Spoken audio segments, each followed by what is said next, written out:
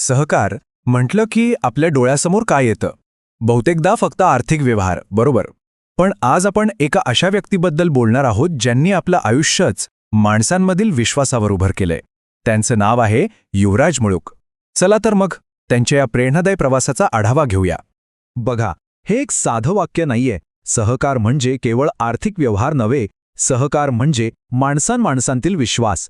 हे युवराज मुळूक यांच्या संपूर्ण कार्याचं आणि जीवनाचं सार आहे असं म्हटलं तरी चालेल.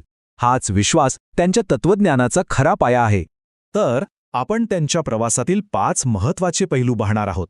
सुरुवात करूया सहकाराच्या साधनेपासून, मग पाहूया त्यांचे नेतृत्वाचे आधारस्तंभ, ते एक प्रेरणास्रोत कसे बनले, त्यांच्या समाजकार्याचा पाया आणि शेवटी त्यांनी मागे ठेवलेला विश्वासाचा वारसा. चला तर सुरू करूया पहिल्या भागापासून, सहकाराची साधना. म्हणजे त्यांच्या या विश्वासावर आधारलेल्या कारकिर्दीची सुरुवात नेमकी झाली कशी ते पाहूया. 25 ते 30 वर्ष, विचार करा, एवढा मोठा काळ. युवराज मुळूक यांनी आपलं आयुष्य खरं तर सहकार क्षेत्रासाठी वाहून टाकलंय. आणि हे फक्त आकडे नाहीत, नाही का? ही वर्ष त्यांच्या निष्ठेचं आणि त्यांच्या समर्पणाचं प्रतीक आहेत. असं म्हणतात की प्रत्येक यशस्वी व्यक्तीमागे एक गुरु असतो. युवराज मुळूक यांच्यासाठी ते गुरु होते शिवाजीराव नलावडे. त्यांच्याकडून त्यांना केवळ योग्य दिशाच मिळाली नाही, तर मूल्यांची शिस्त आणि माणुसकीचा पायाही मिळाला. आणि याच पायावर त्यांचं संपूर्ण कार्य उभं आहे. आता वळूया दुसऱ्या भागाकडे, नेतृत्वाचे आधारस्तंभ. त्यांनी इतक्या सचोटीने आणि एका ध्येयाने संस्थांचं नेतृत्व कसं केलं हे जाणून घेऊया. एकाच वेळी 2 मोठ्या जबाबदाऱ्या सांभाळणं सोपं नाही. फेडरेशनचे सीईओ म्हणून शेकडो संस्थांना मार्गदर्शन करणं आणि त्याचवेळी साई सावली पतसंस्थेचे अध्यक्ष म्हणून सभासदांच्या हिताचं रक्षण करणं. या दोन्ही भूमिकांमध्ये एक गोष्ट अगदी समान आहे, तो म्हणजे विश्वास आणि पारदर्शकता. म्हणजे बघा, ध्येय काय होतं? फक्त मोठं पद मिळवायचं? नाही, अजिबात नाही.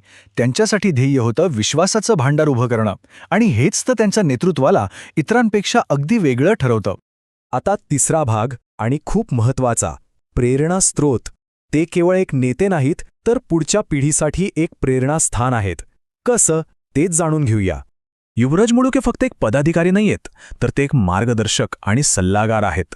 सहकार क्षेत्रात जे नवीन तरुण येतात त्यांना योग्य दिशा देणं हे ते आपलं सामाजिक कर्तव्य मानतात. आणि म्हणूनच ते अनेकांसाठी एक प्रेरणास्थान बनले आहेत. आणि आता चौथा भाग, समाजकार्याचा पाया. कारण सहकार फक्त आर्थिक व्यवहारांपुरता मर्यादित राहू शकत नाही. त्याचा विस्तार समाजापर्यंत कसा झाला ते पाहूया. गिरवली ग्रामविकास संस्थेचे अध्यक्ष म्हणून त्यांनी सहकाराला थेट समाजसेवेशी जोडलं. ग्रामीण विकास असेल, सामाजिक एकात्मता असेल किंवा गरजू लोकांना मदत करणारे कार्यक्रम असतील, या सगळ्यातून त्यांनी हेच दाखवून दिलं की सहकाराचा खरा फायदा समाजातील शेवटच्या व्यक्तीपर्यंत पोहोचायलाच हवा. सहकाराची खरी परीक्षा समाजाच्या शेवटच्या घटकापर्यंत पोहोचण्यात आहे. हे वाक्य त्यांच्या कामाचं किती अचूक वर्णन करतं, नाही का?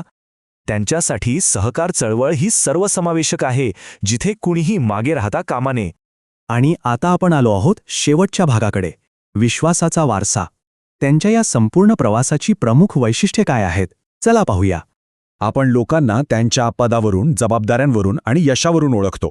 आणि हो, हे सगळं त्यांच्याकडे आहेच, पण या सगळ्याच्या पलीकडे युवराज मुळूक यांची खरी ओळख आहे. ती म्हणजे प्रामाणिकपणा, साधेपणा आणि सगळ्यात महत्त्वाचं म्हणजे माणुसकी. हीच मूल्य त्यांच्या व्यक्तिमत्वाचा खरा पाया आहेत.